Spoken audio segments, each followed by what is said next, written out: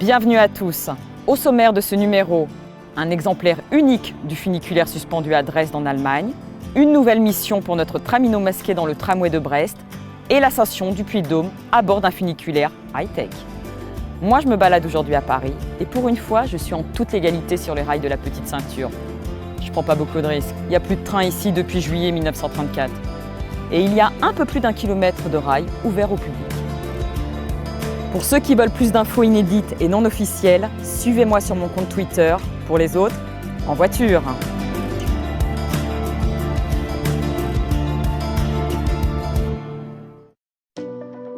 Tout de suite, destination le Puy-de-Dôme.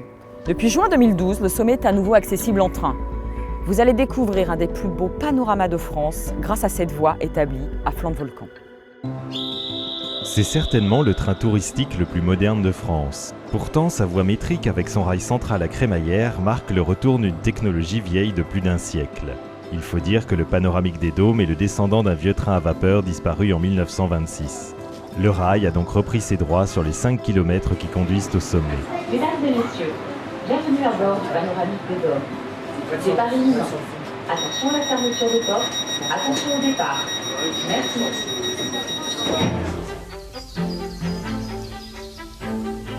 Le train s'élance lentement. L'ascension durera environ un quart d'heure avant d'atteindre la gare d'arrivée située à 1406 mètres d'altitude. Au départ, le parcours n'est pas très impressionnant.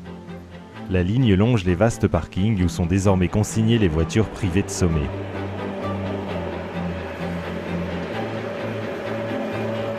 Quant aux 200 passagers autorisés par train, ils découvrent le confort relatif des banquettes en bois.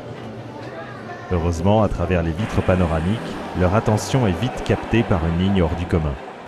Les plus grosses difficultés de construction ont été vécues sur le papier beaucoup plus que sur le terrain. Il avait été posé en postulat dès le début du projet qu'aucune nouvelle balafre ne serait tolérée dans la montagne, donc qu'on réutiliserait le tracé de l'ancienne route, qui était lui-même le tracé du chemin de fer de 1907. À l'origine, le train à vapeur partait de Clermont, cœur de ville, et grimpait de Clermont, cœur de ville, 400 mètres d'altitude, jusqu'au point de départ actuel, pratiquement 900 mètres, sur le bord de la Grande Route.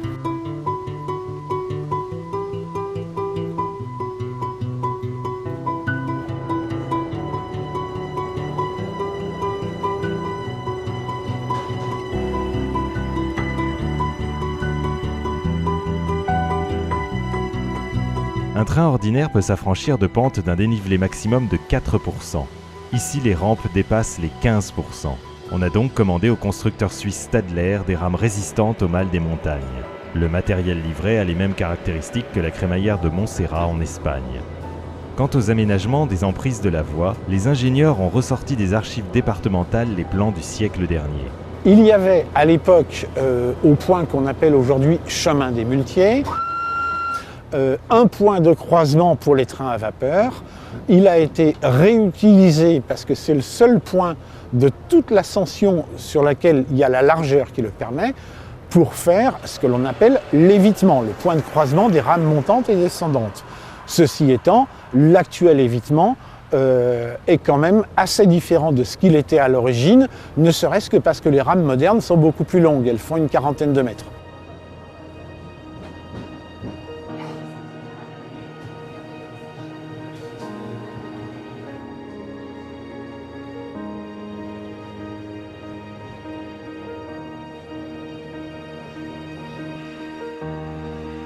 À l'approche du sommet, la végétation se fait plus rare. À 15 km de là, Clermont-Ferrand se dessine dans la vallée.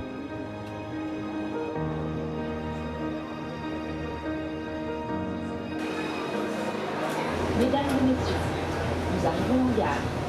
Veuillez descendre du droit du train et vous assurer de ne rien avoir oublié.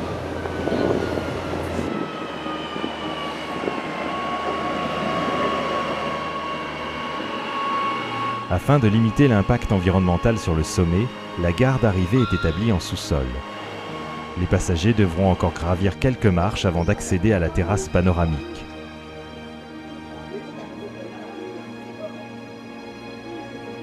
Au pied de l'emblématique relais de télévision où depuis les airs pour les plus courageux d'entre eux, ils vont découvrir une vue imprenable sur la chaîne des volcans d'Auvergne.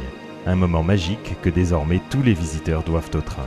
Même s'il est moderne, même si tout est presque trop beau, parce que dans nos milieux, le vieil autorail avec la salissure du gasoil sur le toit, on lui trouve un charme fou. On est tous un peu comme ça. Mais même s'il est moderne, il a quand même autrement plus de race qu'un téléphérique.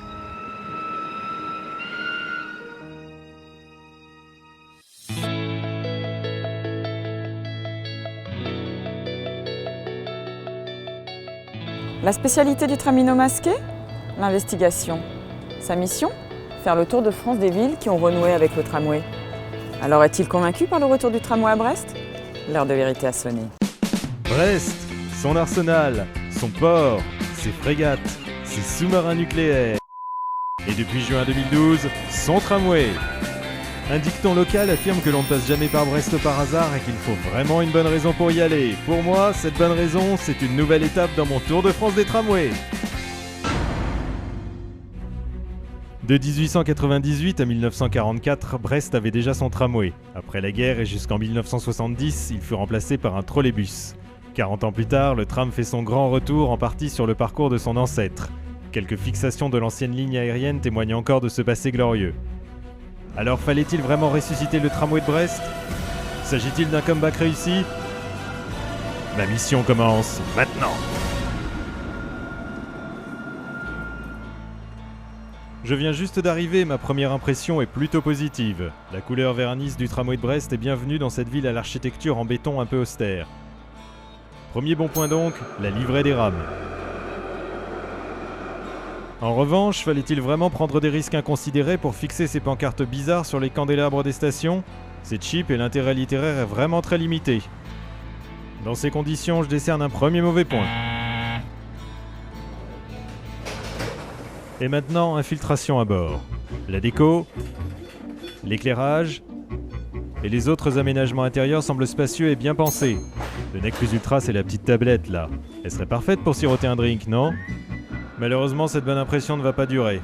Il est bien bavard ce tram. Avant chaque station, il faut supporter les annonces en français, en breton et en anglais.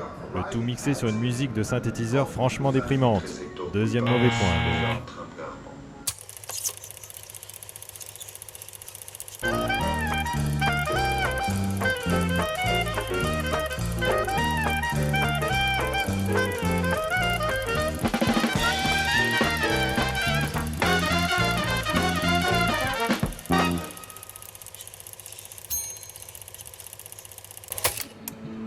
Le temps fort du parcours, je l'attribue sans hésitation à la traversée de l'emblématique pont de Recouvance. Cet ouvrage, un peu brut de décoffrage, est indispensable pour passer au-dessus des bassins de l'Arsenal. En 2011, le pont a subi un gros lifting pour adapter sa chaussée aux voies du tramway et à ses lignes aériennes.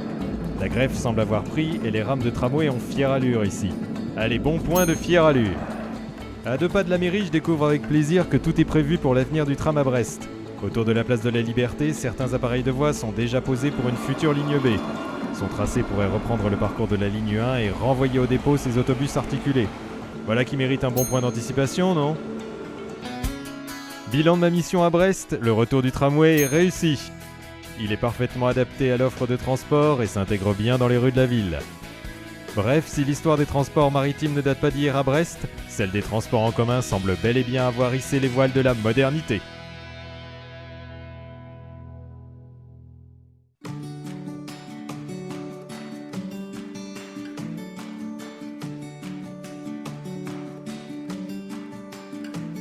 Ce que vous allez voir maintenant est unique au monde. C'est le fruit de l'imagination d'un ingénieur allemand à la fin du 19e siècle.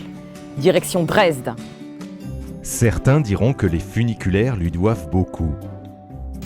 D'autres affirmeront que les téléphériques sont ses descendants.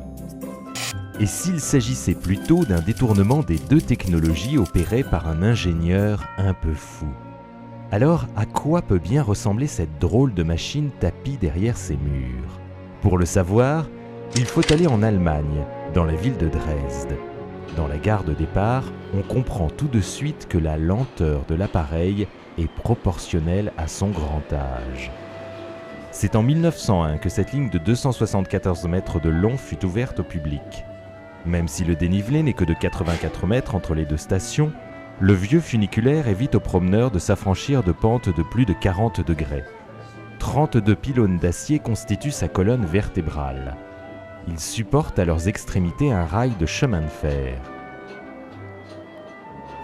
Les cabines ont des gabarits identiques à ceux des téléphériques, mais comme pour un funiculaire, leur intérieur est en escalier pour épouser la pente des stations. Un moteur électrique, situé dans la gare haute, entraîne le câble qui tracte les cabines. Ici, la vitesse est strictement limitée à 2,5 mètres par seconde. En 1945, Dresde subit un des bombardements les plus dévastateurs de la Seconde Guerre mondiale. Par miracle, la ligne est épargnée. Sous l'ère communiste, son sort est plus incertain. Les pannes se succèdent et son exploitation devient irrégulière. Il faudra attendre la réunification des deux Allemagnes pour que les autorités locales décident de rénover complètement l'ensemble de la ligne. Depuis ces travaux d'envergure, le funiculaire suspendu est inscrit à l'inventaire des monuments historiques.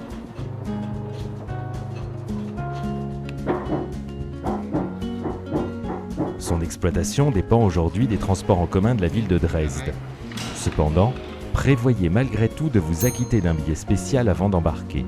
Alors, si vous savez encore prendre le temps de découvrir une ville hors des sentiers battus, n'hésitez pas à franchir l'Elbe pour faire un petit voyage dans le temps, à bord de cet ancestral moyen de transport, unique au monde. Si vous passez par Dresde, ne manquez pas non plus le train des pionniers. Ce train circule dans le plus grand parc de Dresde. Du temps de l'Allemagne de l'Est, le réseau était entièrement géré par des enfants. C'est encore le cas aujourd'hui, même si certains enfants semblent avoir bien grandi.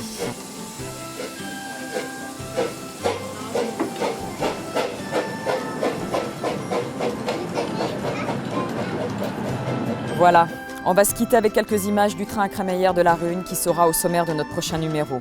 D'ici là, on reste en contact sur les réseaux sociaux, en attendant bien sûr de se croiser sur le réseau ferré ou d'autres chemins de traverse. Ciao!